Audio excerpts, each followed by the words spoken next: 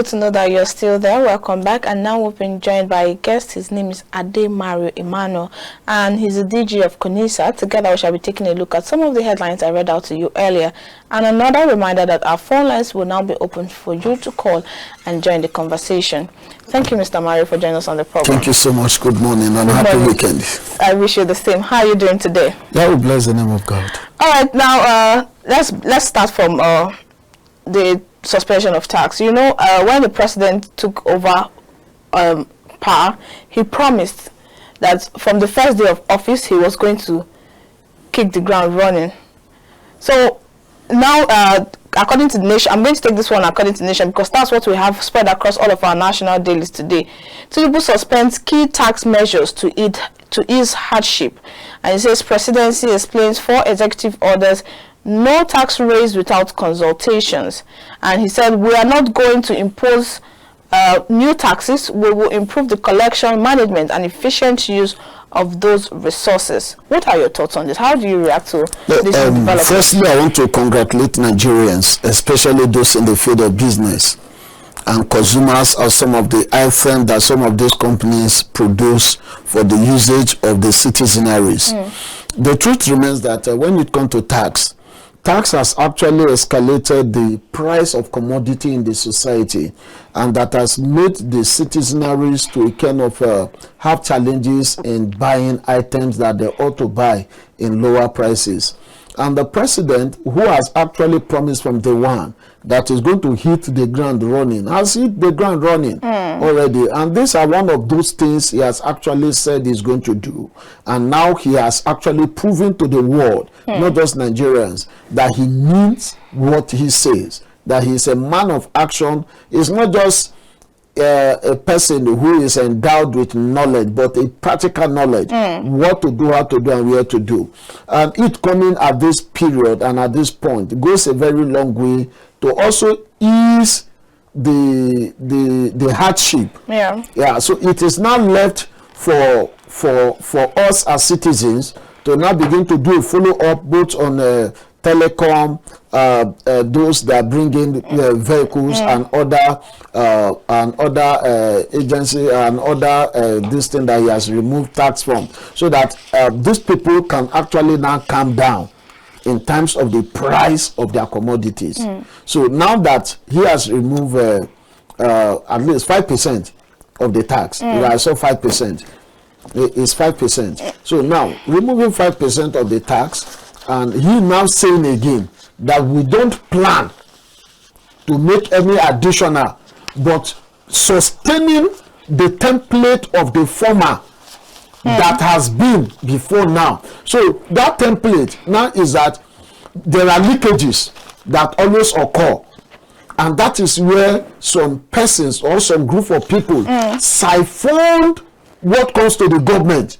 So now he now said there's going to be a proper monitoring, and there's going to be a process of evaluating what comes in this month and what comes in next month. So now when there is no check and balancing, it will go a long way for us to have an effective fund whereby whatever tax you pay that comes in, it comes in properly, not that most of the taxes have been taken off, because the 5% you're talking about is the tax on telecoms that has been removed. Yes. So there's nothing coming in from that aspect anymore. So, and a lot of people now be questioning, where do we now generate revenue from?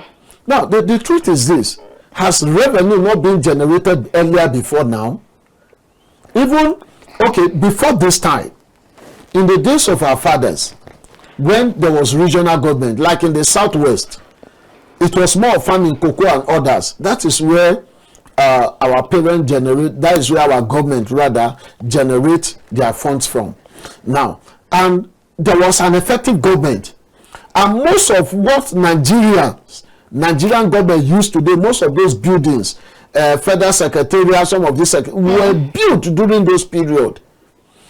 Now it was because they managed the tax that was coming in properly. Nobody was siphoning it. So with the tax that was coming in before now, if it is properly managed and used for its purpose, I want to tell you, we have a better country.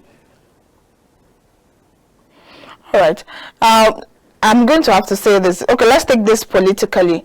Some people have really commented, made some comments on the issues of him hitting the ground running so far. He has put a lot of policies in place, made a lot of decisions and all of that. And people are asking, so why didn't this come a long time? Because he is also in the same party with the ex-president of Nigeria, President Muhammadu Buhari, and he watched him make these policies. And then just few months to becoming president, he is now reverting on all of the policies made by the former administration. And people are wondering, why now? The truth is this, that everybody has an agenda he has actually prepared. And your advisors also go a very long way. You see, I'm not bold to say here, and which I've said severally, that most of those that work with the former president could not give him accurate information. So he was not getting a direct feedback from the citizenaries. The feedback he was getting were feedback that benefits those within the cabinet. So now, if you also remember vividly that at a point in time, some cartels did not pave way for some certain persons to have access to the president as at then. So, and now, for the person of Asiwaju Ahmed Bola Tinubu to a kind of make up his mind that no, there are hills in this government, and which I am part of, and needs to come on board. But he was also part of the president because he is a kingmaker. No, he was a kingmaker. But the truth remains that I made you a king does not mean I can compel you. So, and I am not part of your cabinet. You have ministers, you have SAs and SSAs from different backgrounds. So whatsoever they give to you, it's left for you to now absorb and come up with decisions over it. And the truth remains that most of the policies that were made, most of what President Muhammadu Buhari followed during his time, the truth is that he was misled. And that is the truth. And that is why, again, you will discover that there are some bills that he ought to pass that could benefit Nigerians. Some of these bills were not looked into because he did not favor those within his cabinet as at that time. But I want to tell you that this decision of President President Bola Ahmed Tinubu is a good one. It's coming at the right time to ease the pain and the suffering of the citizenaries. That is number one. Number two is that our people, agencies that are meant, like especially the federal inner revenue, they should also kind of do all they could to make sure that whatsoever is coming in, they should not allow leakage anymore, because President Tinubu has come with a policy, with a desire to make sure that Nigeria of our dream is achieved. And that is what most of us are believing. We are standing by that. We are convinced that if what the presidency want to lay now is properly followed to the latter, in the next 2 years, Nigerians will be celebrating that we have a president. Okay. Now you also mentioned where I was going to take us next to, because it's not just about implementing policies. Yes. It's not just about additional policy, but also the implementation. Follow up. Because we also saw that he has also made moves to make sure that when policies are being made, they are being followed up. Because if you notice, he has sacked a lot of MDAs and bosses, and he has done a lot of changes so far, which means he wants to work with his own administration. He wants to work with his own people. Yeah. And we're hoping that this, not just putting in the wrong set of people, and then at the end of the day these things are not being followed. And aside the fact that he also lifted the taxes on some, we still have a lot of other taxes that some business owners pay in Nigeria. But I will not also forget to mention the statement that he made in Paris when he went for the finance summit, when he said Nigeria will be a better place for investment. So he was also inviting other countries to come into Nigeria, that he's about to make things different so that the investment opportunities will be easier for foreigners to come into Nigeria and invest. So, which is also a good one, and I don't think there's need for us to continue on this. No, but I also want to chip in that President Tinubu is somebody that sees the future. Okay.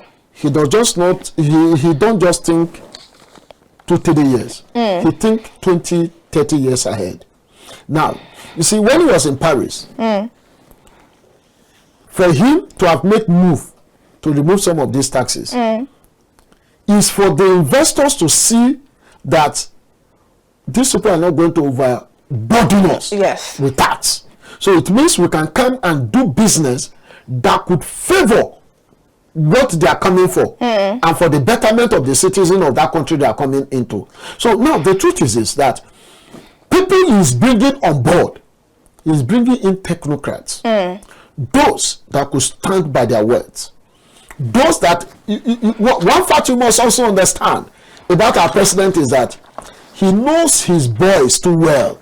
He knows those that are thief. He knows those that are clean, because he has tested all of them in all ramification. Okay. He knows their capacity. He knows what they can deliver.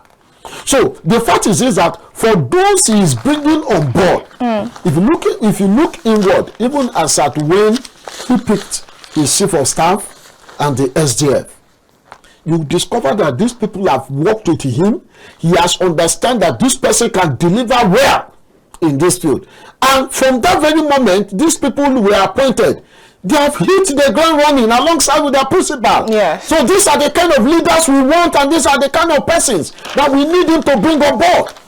And we are convinced that in the next 12 calendar months, we will really understand what this man has in mind. Not that we are praising him now, but the truth is this: we are trying to make the citizens understand that we must begin to have this spirit of aligning with whosoever come on board. Whatsoever we have as suggestions and ideas, we should bring it on board. All right, we have a caller on the line. Hello, good morning. Yeah, good morning, Sandra, and then good morning, Mario. You are on to SMD. Good morning, SMD. Thank you so much for joining us again at the program. Yeah, thank you very much. As always, let me quickly appreciate KAFTAN TV for giving us this ample opportunity to say our mind regarding the state of the nation. And Mr. Mario, let me appreciate you once again. Thank you very much for your analysis. Let me quickly respond to the issue of this tax suspension of the tax from Mr. President.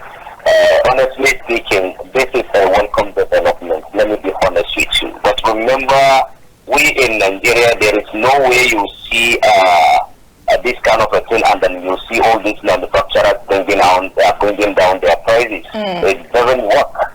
That is one of the problems we are facing. Sometimes I recommend this what they call price control agency.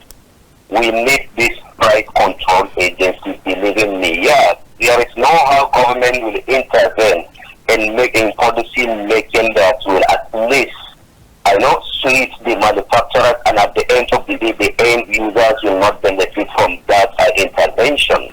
So this is another angle we need to look into. Definitely, like I always made mention, government policy, of course we know, the cardinal objective of government is to protect life and property of the citizen. But also, the policy, the importance of government policy, we all know government exists for the purpose of making its citizen live in peace, making progress, happiness, and so on and so forth. Yeah. But the issue is, when are we going to make this kind of issue so that at least all the 36 states will be in the same level? You go to many states, there are multiple taxations, to the extent that no any consultant will explain to you that this tax is for social purpose.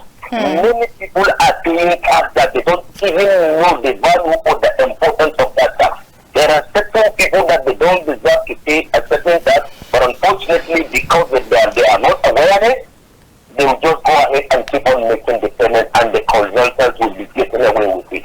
That is where I'm calling of this National Orientation Agency, because we have agencies like us agencies who are to communicate government policy.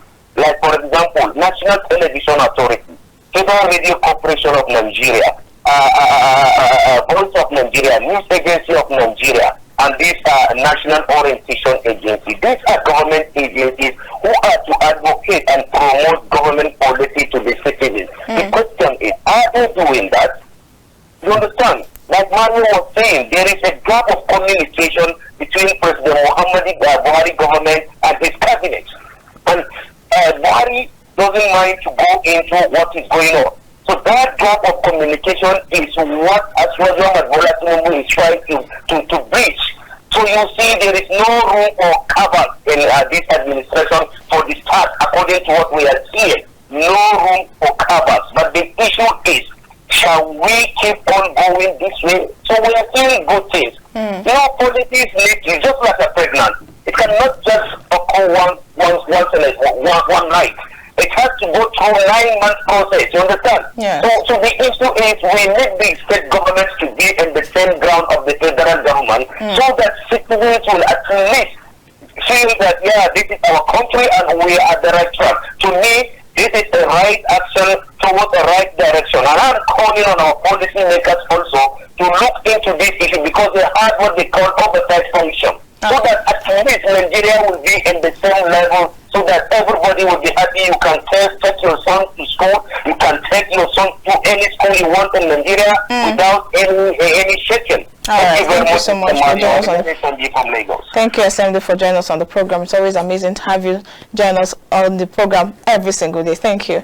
All right, with what SMD has said, we also remember that in the president's inaugural speech, he made mention of coming up with a consumer protection board. So do you think, with what SMD has said, that he is supposed to have done that before going ahead to do all of this that he has done? The truth is this, that is there any policy that has been made? There are already agencies who are on ground already to begin to reach it out to citizens. Just like you talk about National Orientation Agency. And I want to say here, without any fear, that agency has not waken up to their sole responsibility. And that is the truth. A lot of information from the government that are supposed to be reached out to the grassroots, they are nowhere to be found. And even in terms of partnership, it is not forthcoming the way it should be. So they have a lot of responsibility, but in fact, the truth is that those in that place should be totally changed. So that let fresh people with fresh ideas, with fresh knowledge, those who know what policy and sensitization is all about. We call it National Orientation Agency. So they are to orientate the people, the citizens, new laws that are being made, new policies that are being made, decisions that are coming from the presidency, National Assembly, state government, that could enrich the mindset of average citizens. So it goes a very long way if this agency can wake up to their sole duty. Then what do we call it now? The Nigerian television station also, most of these activities of the government and policies of the government should always be at their front burner as the major messages that should be reaching out to people more, instead of all this celebration they are showing. Individual politicians, the policies that are being made should ring more bell in the ear of people through them.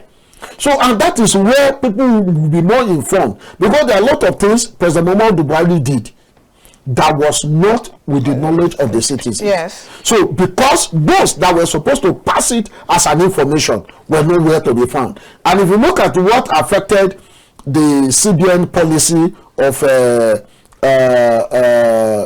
what do we call it?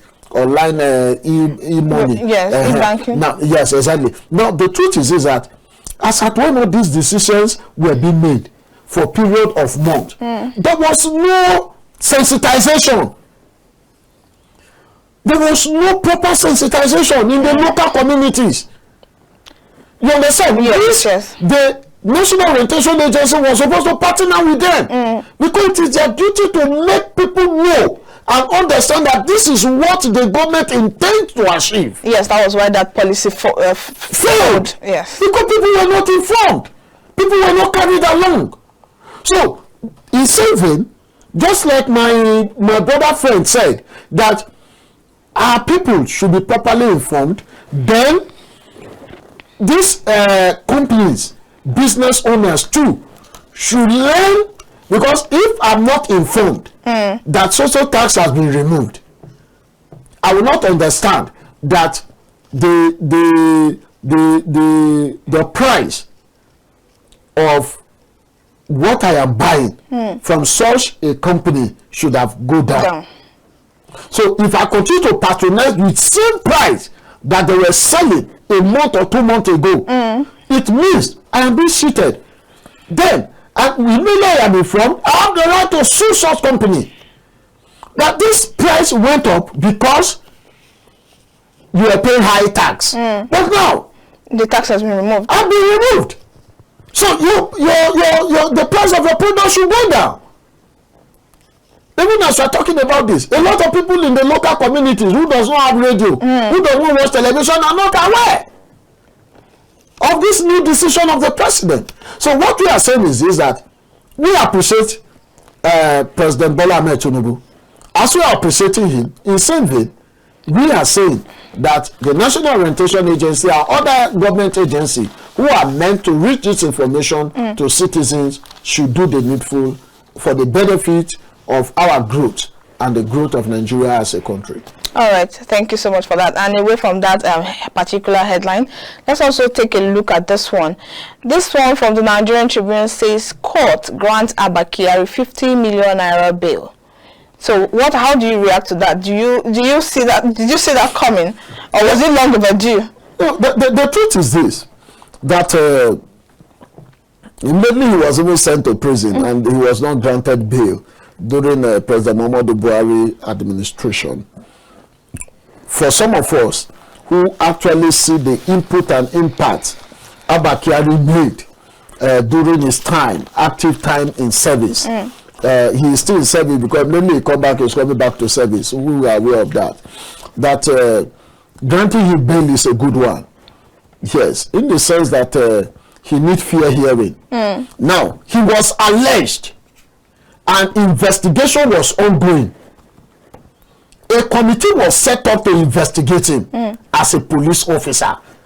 The Nigerian police has a process of they call it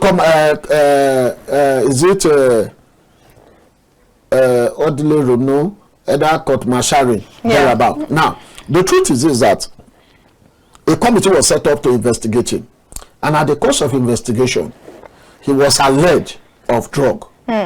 Now, it would have been lawful to have allowed the police do investigation of the allegation, even when there was a video of that, of discussion between him and an NDLA officer. Now, some certain things led to that.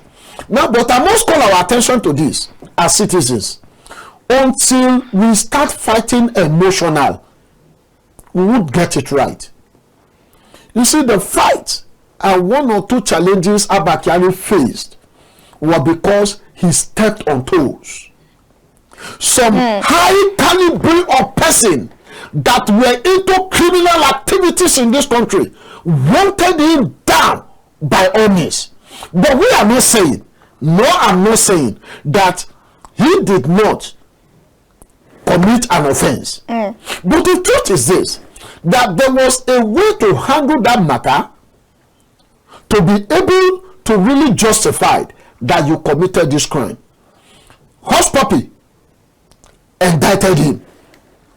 Myself and you know that up till now, investigation of that indictment has not been completed, and you threw the young man into the prison. Is it in the prison that the police will go and meet him to continue investigation? No. So it is coming at the right time that he is being granted bail, even when we saw another news saying that even with the 50 million bail, that he cannot leave the prison because he is not done with the NDLA case yet. Now, the question is this. All the while, he has been in the prison for months. What is delaying his trial. Why are you just keeping him incommunicado? So, are you not saying that the two other persons that were alleged with him has finished serving their prison term? They are already free citizens. So, the two persons that were indicted alongside that matter, are you aware that they are no more in prison? They are done with their prison term already. And they are back as free people. And the persons you allege him alongside it, he is still in prison. So, we should stop fighting emotional fight. We should begin to kind of do things the way it should be done. And for me as a person, this is my opinion, that Abba Kyari as a person has a very good intention for this country. He took fight against bandits, against high-level kidnappers in this country. He had a lot of successes. I think this kind of person, as a human, we can make mistake. One or two things can lure us to commit an offense that we know that this thing on the norms, I should not even find myself getting involved in this kind of mess. But at that, there are ways to go about this so that he can be able to come back and fight all this high level of banditry, cattle hustlers, kidnapping, and high profile criminal robbery that is happening in this country on daily basis. And I want to say this, that if Abba Kyari is given the opportunity to come back, criminals should prepare to go back. But do you really think he will be given an opportunity to come back? Let's not forget the fact that he was also involved or alleged to be involved in trafficking of illicit drugs. No, that is what I have actually talked about that. The question is this. How did he get involved? What was his involvement in issue of this drug? What was his intervention over it? Why did he intervene? By now, for how many months, the NDLA should have come out to tell Nigerians that this is the level of his involvement in this matter. And people that he was alleged alongside, like I said, were sentenced and they are done serving their prison term. So why keeping him if there was no negative intention of witch hunting against this person? So all I'm saying is this. I am not saying that he did not commit an offense. But all I'm saying is this. His caliber of person is needed back to the force. Is needed back to the force. We know him. We know the extent he fought some of these criminals. We did a serious follow-up with him. We have informations. We've reached out to him severally over one or two incidents, and we saw the successes, and we saw him parade them and make sure that these people were sent to prisons. Now, we are saying that his like of person, that the new acting Inspector General of Police should see every reason to reincorporate this young man back into the force and see how far we can go in the next 4 calendar years. All right, I just hope that the court and the police force actually agrees with you on that. And still on matters or issues of corruption, on The Nation today, Anti-Graft Commission invites Ganduje over dollar video, and it also says that APC is asking Ganduje not to respond to that. So what are your thoughts on this particular issue? No, but the truth is that the video is glaring. The video is glaring. I don't know why we should pretend in this country. You see, if truth must be told, and if President Bola Ahmed Tinubu must get it right, he should not stand to protect any of these former governors. Let all of them account for whatsoever they have received in the name of the state as allocation. Let them account for it.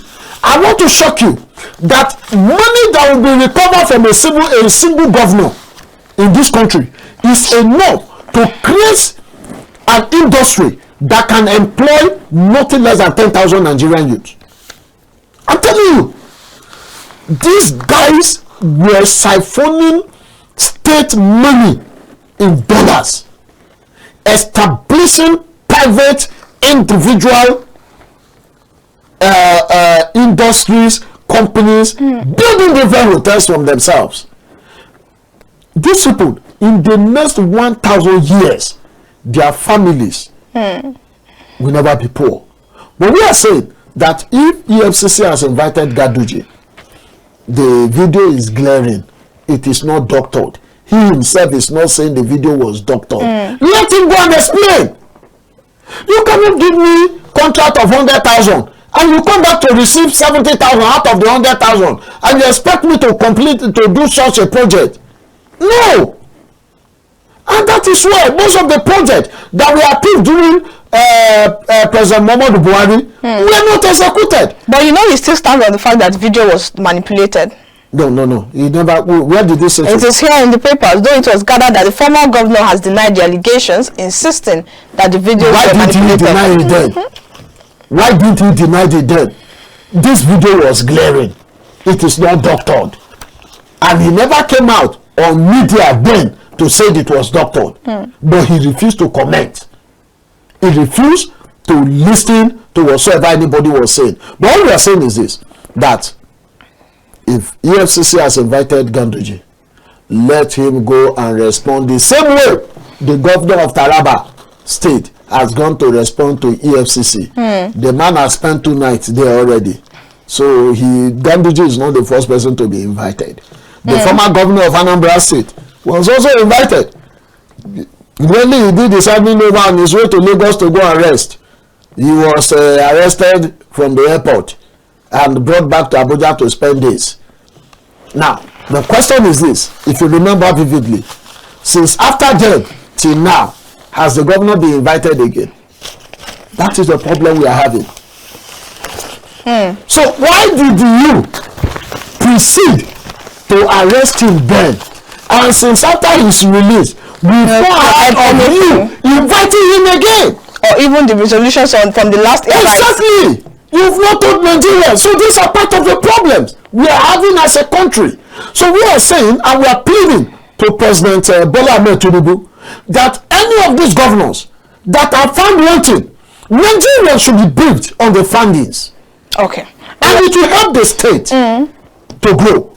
And it will help citizens and civil servants to wake up from their slumber. So do you think that's something that the current president is hoping to do differently? Yes, exactly. Naming and shaming, because we remember in the past administration there was a time they said we have list of people who are financing terrorism, but we will not mention. And up to today that we're sitting here, we've not heard anything about that list up to today. Nothing has been done. No, because you see, most of those that are involved in this high profile business, I call it a high profile business. These people, for them to make money, they must create problem. Yeah. And when they create this problem, that is when they will not request for arms. They will have to give them that contract to buy arms. And this is where they make money from. Some of these people are the ones selling. In fact, it is a business they do in selling arms. So if there is no problem, there will be opportunity for their business to strive. But I know, and I'm sure, President Bola Ahmed Tinubu will call it a day for them all. Okay. For a better country. All right, we hope so. Thank you so much for joining us on the program today. It's always amazing to have you join us on the program. Well, that was our conversation with Emmanuel. He's the DG of CONYASS. And with that, we draw the curtain today on the press, or on this week on the press, coming to you live from the Abuja studios of KAFTAN Television. Till we come your way again next week, I am Sandra. See you later.